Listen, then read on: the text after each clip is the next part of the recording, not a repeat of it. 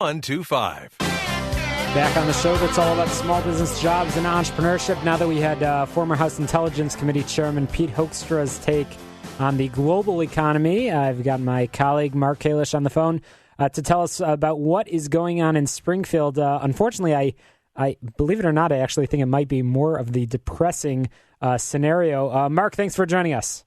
Thank you, Shalom. It's great to be with you.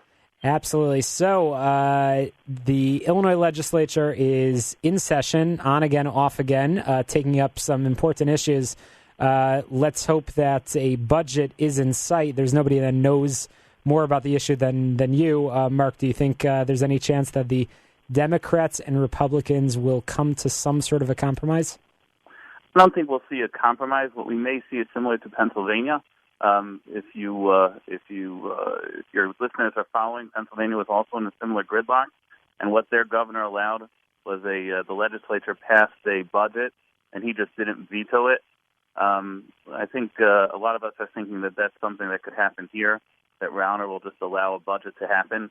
He's not someone who understands state operations well. We've seen that over his year plus in office. So I think he's now finally understanding what it means and how important it is for a state to have a budget.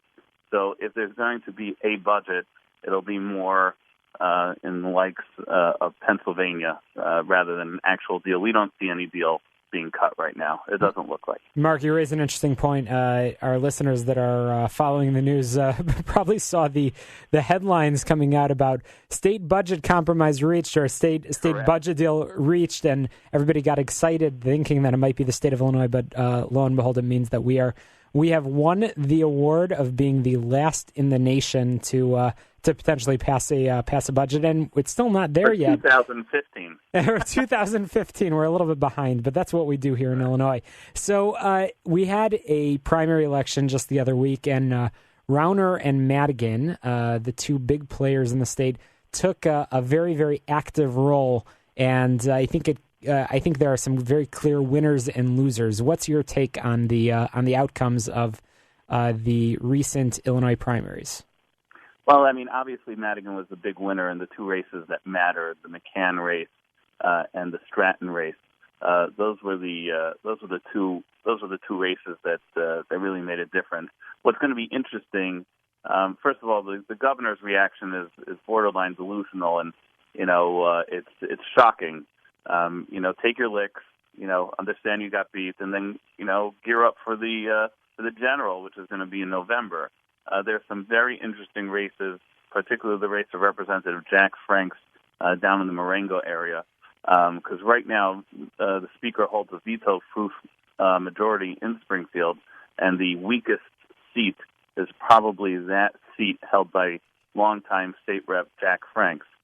So it'll be interesting to see the money that pours into that specific race and to see if the Democrats can hold that seat.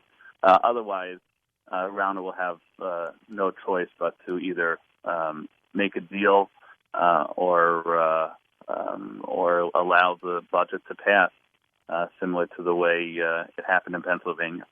And the interesting point is that most races are not even contested. So Rauner's dream of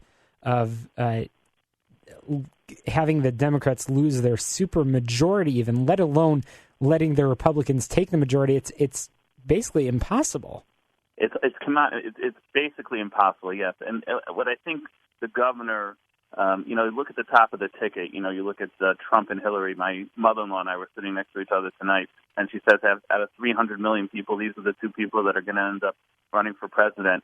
It's not so easy to find someone who's going to run for office. And the governor thought he would be able to recruit candidates, quality candidates, to be able to run for office. And I think that seemed to be his most difficult challenge, that he wasn't able to recruit quality candidates to go up and face the Democrats in the fall. But money he has, yeah. And money speaks. Although it's been pretty clear that the speaker's money has been going a long way.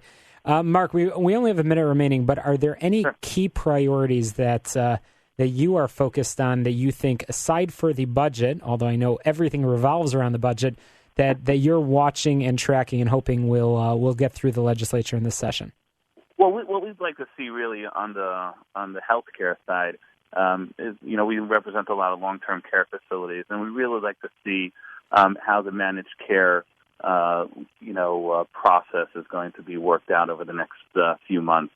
We have a lot of rules coming out of Washington regarding CMS and the star rating for certain facilities, and we'd like to see how the state's going to start applying those rules, and how it's going to take a practical approach for our owners.